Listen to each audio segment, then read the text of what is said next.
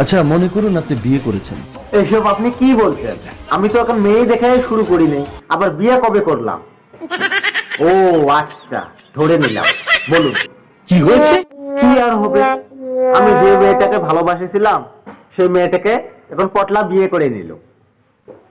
বলো, সত্য কথা বলো। কি আর সত্য কথা বলবো, এখন আমার পক্ষে বিয়ে করা সম্ভব না, আমি এটাই সত্যি কথা বলে দিলাম।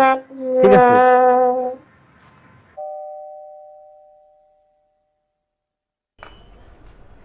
আরে ম্যাম দাঁড়ান, আমার কথাটা তো শুনুন।